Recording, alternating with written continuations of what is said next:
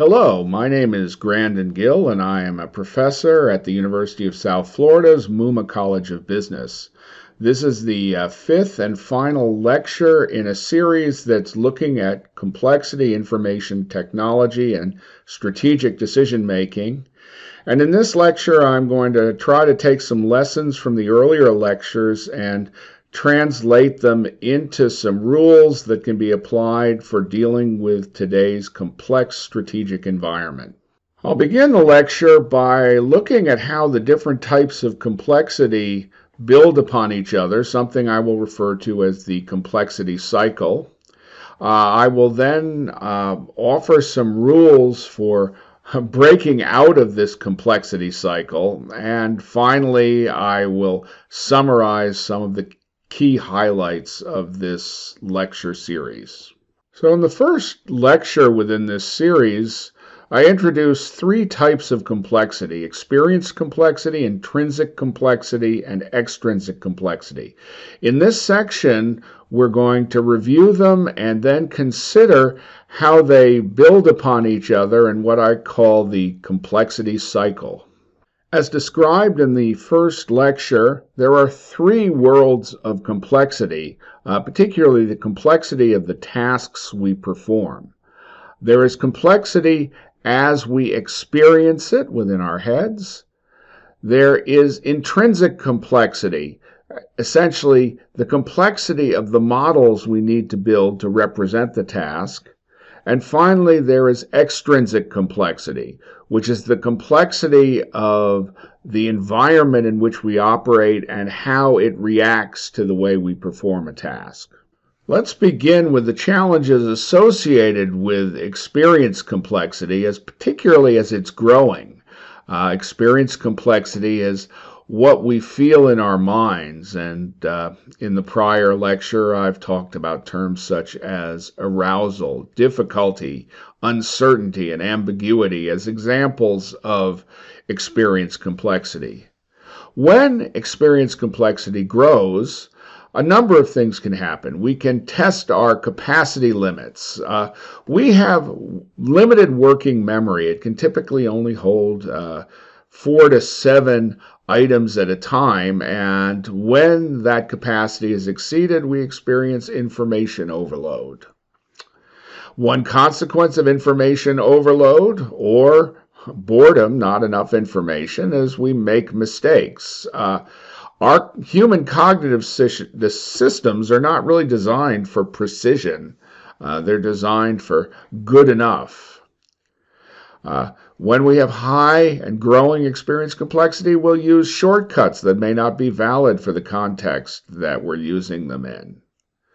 We may solve high experience complexity by avoiding unknown or unfamiliar problems. Finally, high levels of experience complexity can lead to burnout, essentially the loss of appetite for new challenges. All of these are significant potential problems in making strategic decisions or operating day-to-day in the workforce. Fortunately, when experience complexity is high, there are ways that we can address it, and one of the best ways of addressing it is offloading some of the tasks to our tools. Now, because the tools we use in information technology are symbolic in nature, what that essentially means is we're taking some of the intrinsic complexity of the entire task and moving it over to the use of tools, thereby reducing the cognitive demands of the task, reducing its experience complexity. Offloading intrinsic complexity to our tools is beneficial in terms of the complexity we experience, but it also has some side effects that may not be quite as useful. In many respects, the problem is the result of the fact that our tools are too good at handling the intrinsic complexity that we give it. As a consequence, the systems that we build to handle the complexity we face tend to become more and more complicated over time. In other words, the intrinsic complexity of the task keeps growing. as we incrementally add more rules. As a side effect of this, expertise tends to become more and more narrow. It takes too long to acquire expertise in a broad range of tasks, so we have to narrow our focus to a smaller range of tasks. We also find that tasks increasingly have to be shared across specialists because one of the ways you deal with intrinsic complexity is to break tasks up into pieces. As a result, communication between specialists becomes critical, and we start to develop more and more interactions. To handle all those interactions, we have to devote an increasing portion of the task to the management of the interactions between the components of the task. Managing these activities that occur in parallel is critical to the way we perform the task, and data and technology become ever more critical in handling this process. We also start to find that supporting systems increasingly will drive the process. As we build these information systems to handle this high level of complexity in communication, we increasingly find that we need to adapt to the needs of the information system as opposed to having the information system adapt to our needs. Anyone who's ever installed a large ERP system recognizes the pain associated with that initial installation. But one of the side effects is that in subsequent years, it is much, much harder to reorganize the task because you already have this large information infrastructure in place that expects the task to be done in a particular way. So, as we become more and more reliant on technology, we increasingly build systems that have more elements, that are more densely interconnected. The interdependence of the elements in our system grows more and more dense, and we also have faster responses because technology tends to react much more quickly to changes than we do. Unfortunately, these are the very same three ingredients that increase the extrinsic complexity of the systems that we're operating in. So, in fact, our use of technology actually makes the systems that we're operating in more extrinsically complex. But what does growing extrinsic complexity mean? Well, it means that we get greater localization in the environment that we're dealing with. There are no general rules that apply across all the different fitness peaks. We have combinations determining fitness rather than general rules dealing with single attributes. Essentially, we have a much, much higher level of interdependence, and rules that are induced in one context do not apply to other contexts. Fitness peaks and high extrinsic complexity also mean that very small changes can have a very large impact. The example I use is what happens if you leave out that half teaspoon of baking powder when you're baking a cake. It totally changes the nature of the cake, even though we don't typically think of baking powder as determining the quality of the cake. We also find that compromises between peaks put us in valleys very often. As a result, that tends to lead to silos and polarization.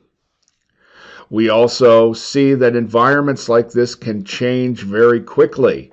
In highly extrinsic complex environments, change is not gradual. It's quick because if entities decide to move from one fitness peak to another, they do not want to spend much time in those intervening valleys. Finally, we start to see power laws producing phenomena such as large inequalities, sometimes very, very large disruptions.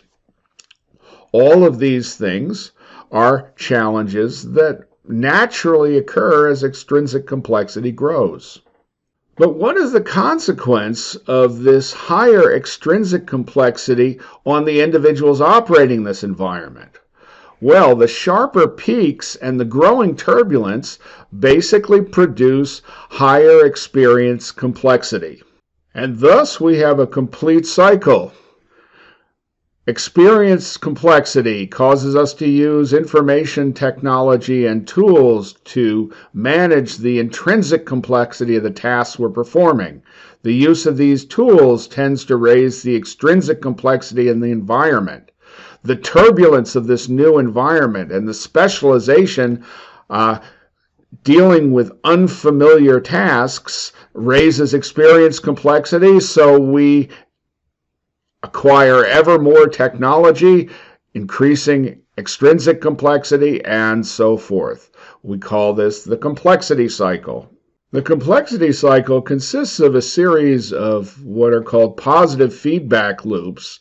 And what that means as a practical matter is that if it goes on long enough, we're going to have really big problems. So the question is, if you are a manager facing this cycle, what are some of the things that you can do that will help break the cycle and prevent it from running amok? The first rule that I would propose for breaking the complexity cycle is to be very cautious about analysis, particularly its overuse.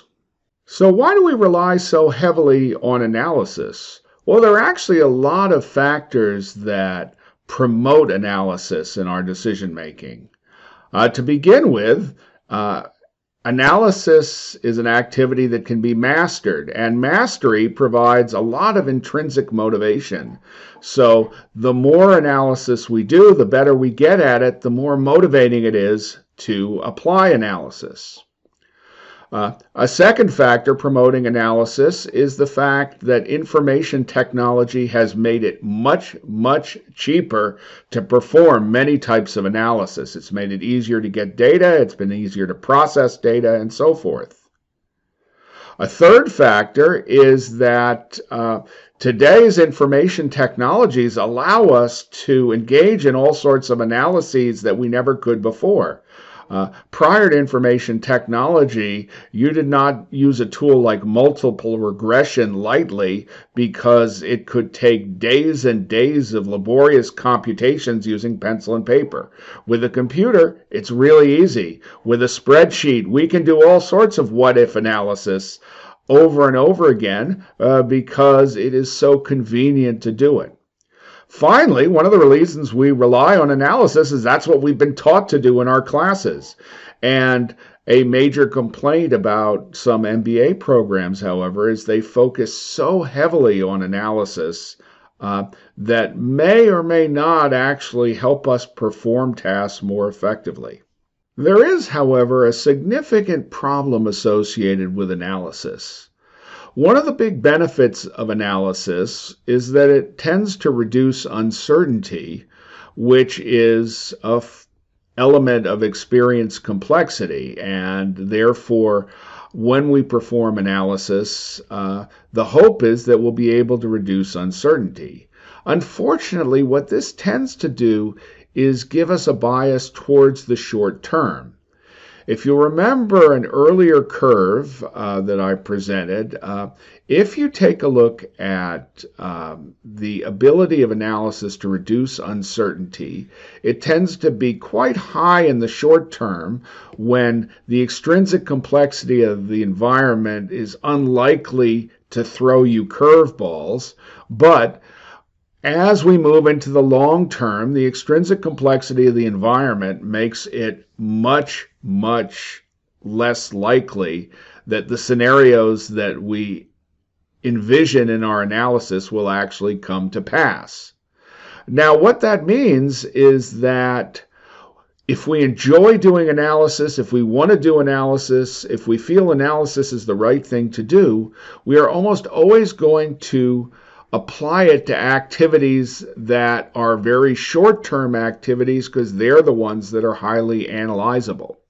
Also, if we find ourselves comparing, say, a short-term project with a long-term project, the more we analyze the two projects, the greater the reduction of uncertainty in the short-term project, Whereas in the long term, we're simply not going to be able to reduce the uncertainty. And as a consequence, if the two projects started out equal, by the time we're done with our analysis, chances are the short-term project's going to look better because it's got less uncertainty associated with it, whereas we haven't been able to impact the uncertainty of the long-term project. So what that does is it gives us a natural bias towards the short term. The second rule I will propose is don't disable your qualitative sensors. If we take a look at how we acquire information, there is information that can be acquired from quantitative sources, such as data on the internet or output from sensors in the Internet of Things.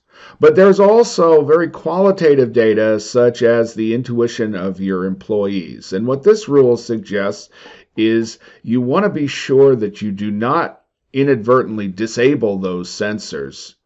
Just to quickly recall a diagram that I presented in Lecture 3 on the evolution of information technology, we should never forget that human beings are expensive compared to technology when doing most things, but they're still on top in terms of information processing capacity. We can do things that machines can't. We can spot trends that may not manifest themselves in data, and we've still got a decade or two before there's singularity, at which point all bets are off when machines have the same cognitive capabilities as people. Probably the best way I can illustrate the danger of disabling your qualitative sensors is with the cautionary tale of Battery March Financial Management. Battery March Financial Management was founded in the 1960s by an individual named Dean LeBaron, and it became the first automated trading company in the 1970s. They used information technology when it was not ubiquitous to trade using rules. And what they incorporated in that technology was the rules favored by Dean LeBaron, which were contrarian principles for trading stocks. One of the things that allowed them to do was to dramatically reduce the sales staff and trading staff with algorithms. And in the 1970s and very early 1980s, the company achieved a remarkable string of high-performance years, beating the S&P 500 or whatever the benchmark index was at the time, 16 out of 17 years, which is really a remarkable accomplishment. Now, around 1982, however, the stock market fundamentally changed. After a period in the doldrums that went from the late 1960s until the early 1980s, the stock market had basically been doing nothing.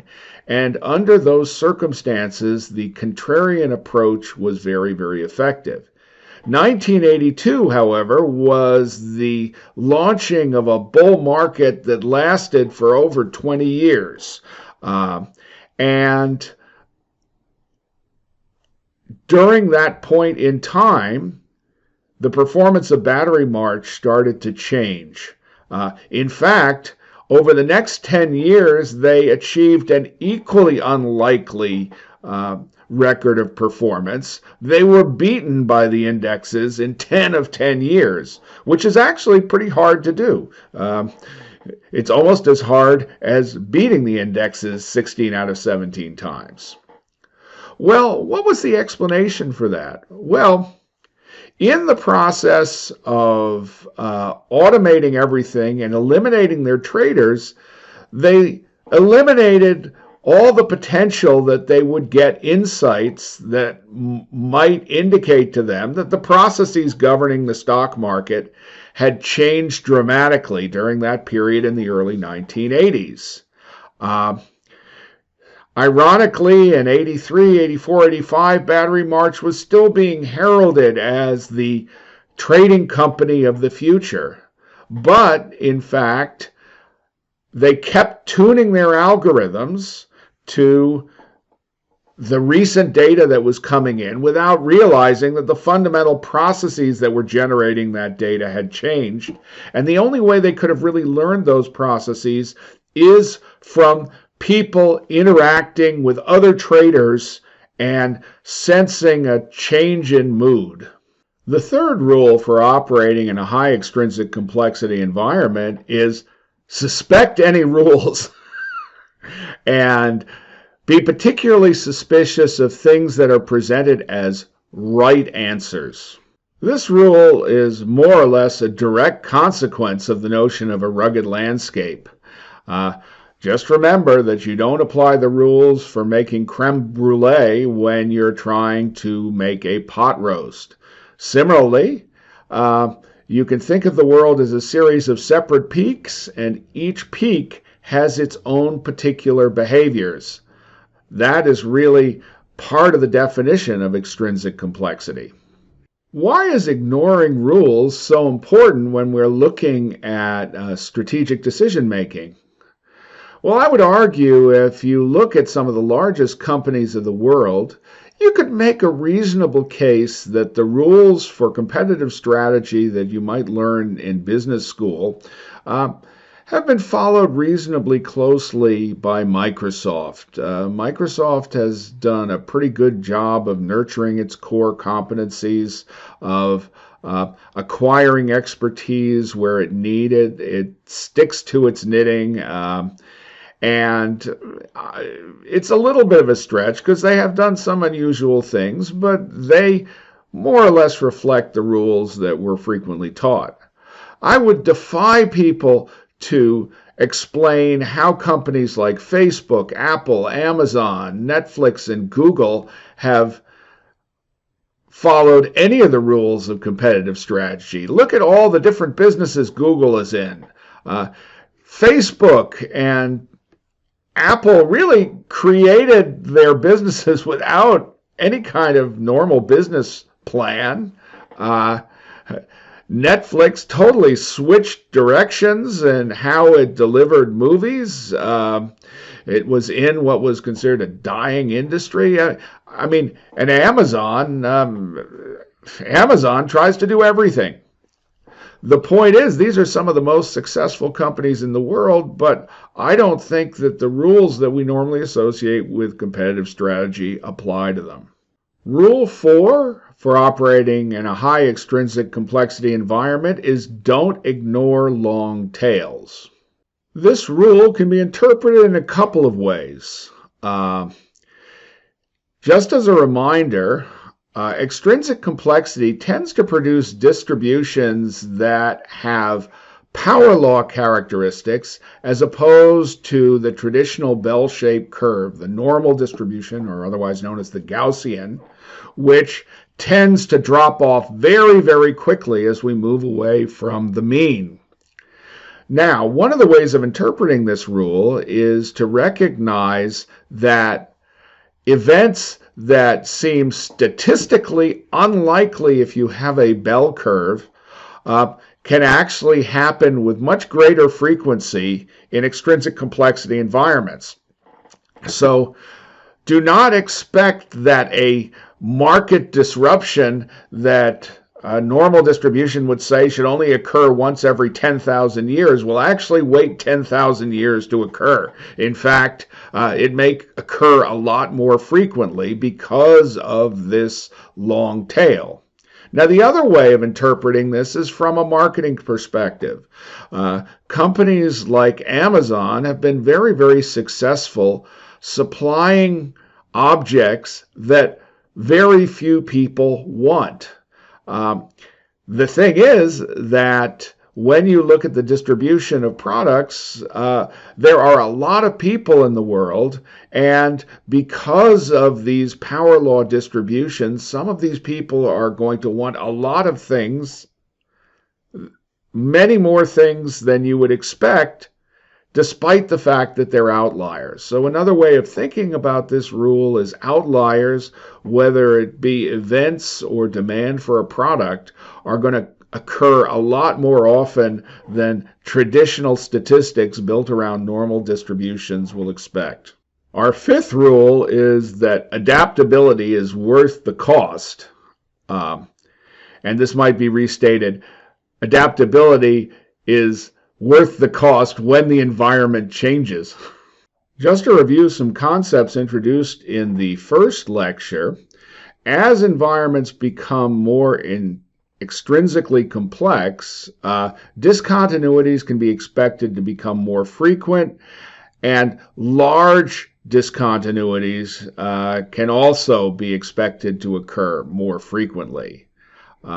So when we look at things like the 2008 financial crisis, a lot of people think this was a once-in-a-lifetime event, but I would argue that once-in-a-lifetime events are going to occur a lot more frequently as the extrinsic complexity of our environments grow, compressing the timeline and increasing the things that make the system complex, like the number of elements and the interactions between them.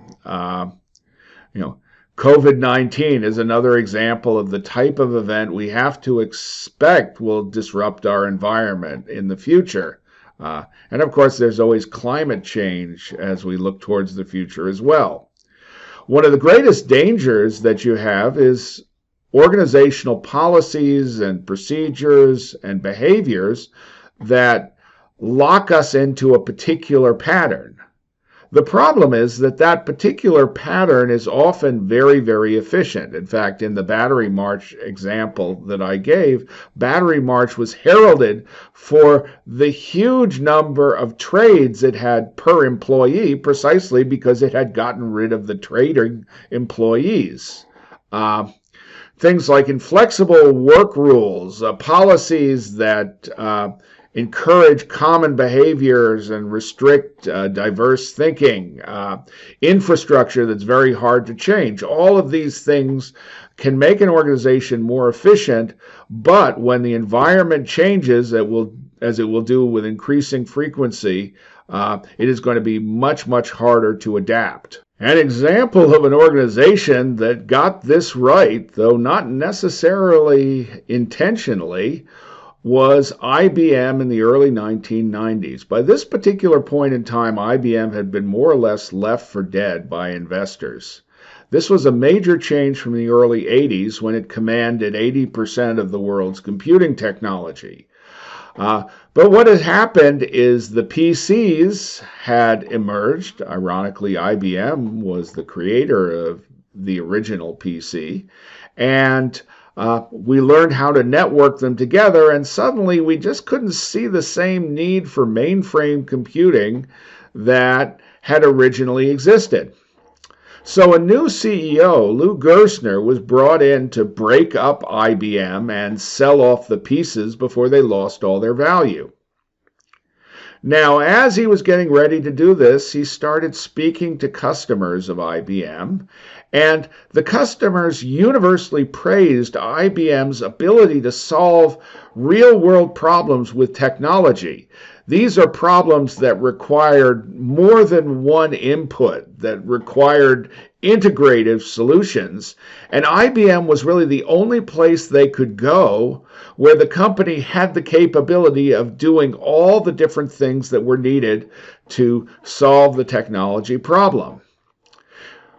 Gerstner, upon recognizing this, made a major change in strategy, and IBM transitioned from what was a company built around selling its hardware, with services being an ancillary to motivate the sales of the hardware, to a services company whose focus was providing integrative solutions to customers that may or may not involve IBM hardware. And in doing so, he saved the company and positioned the company in a big way for the new changes that were going to occur in information technology as a consequence of the emerging internet.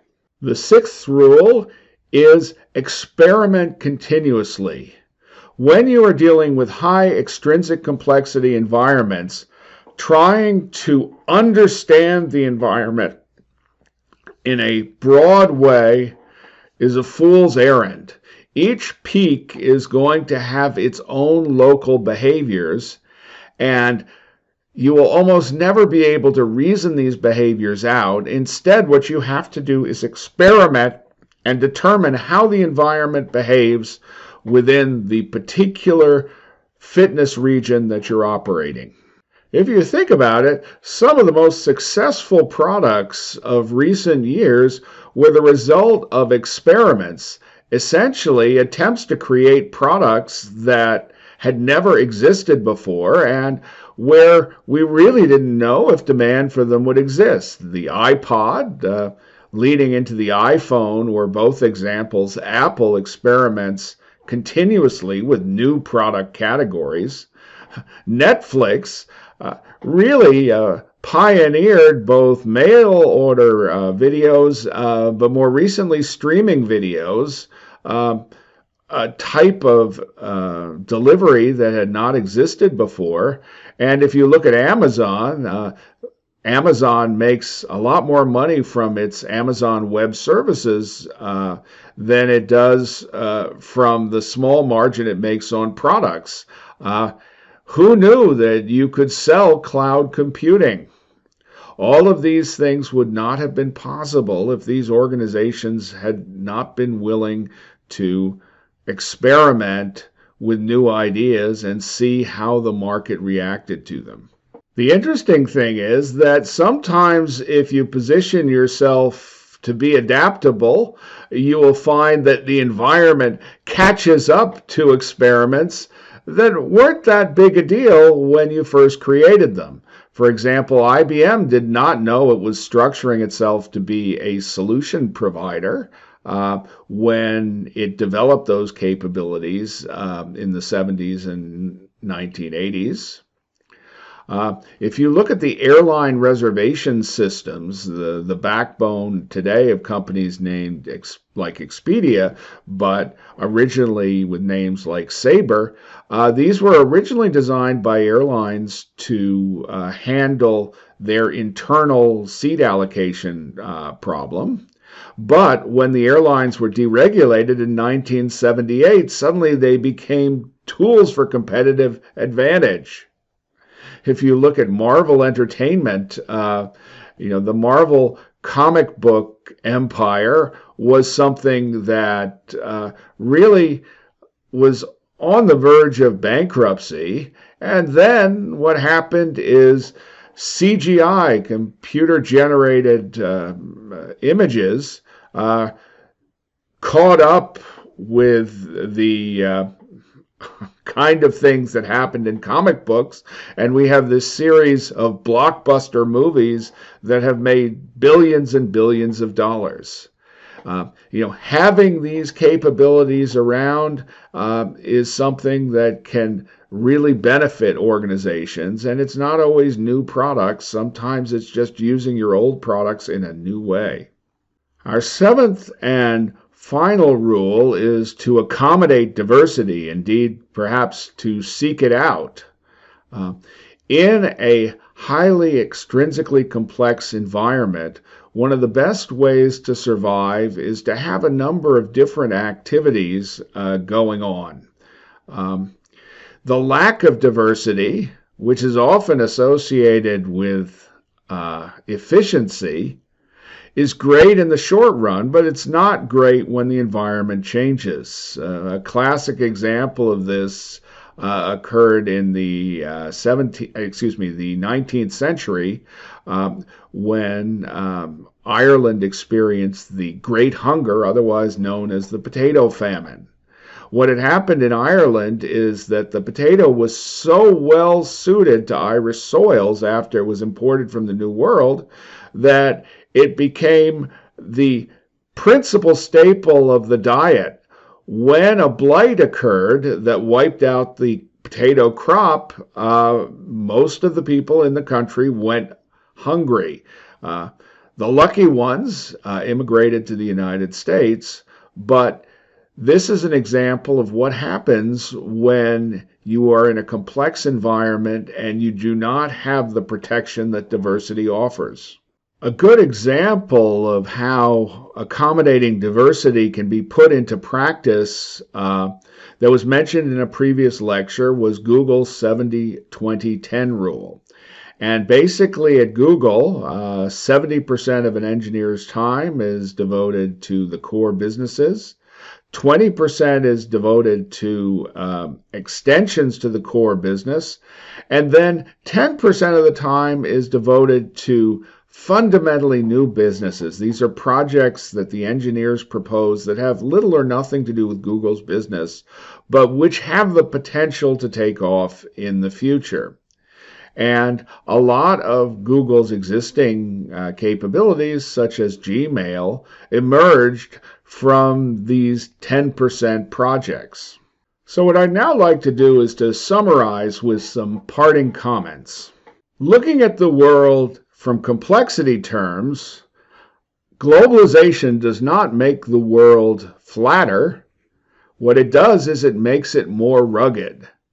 I do not believe that we can stop the pace of growing extrinsic complexity, but we need to think about its implications and we need to behave in ways that are consistent with an extrinsically complex environment. The second rule is that the challenges that are presented by ruggedness come with a broad range of opportunities. The fitness landscape is constantly changing, and what that means is new peaks are emerging all the time, and organizations that are positioned to take advantage of those peaks figure out where they are and how businesses can exploit them are going to be the giant new companies of the future. I don't think it's any coincidence that some of the biggest companies in the world right now are a whole lot younger than I am. This was not always the case, but it is today because these organizations have managed to find the opportunities that this environment presents. Finally, I think it is very important to understand that organizations that can harness diversity in an effective way are going to be more resilient and more likely to last than those that strive specifically for efficiency and do not think about how they will be able to adapt and how they will be able to survive in the event that major changes occur to the landscape. I would like to thank you for watching these videos, and if you happen to have any questions, feel free to contact me. My email address is grandon@usf.edu. That is grandon@usf.edu. Thanks again for watching.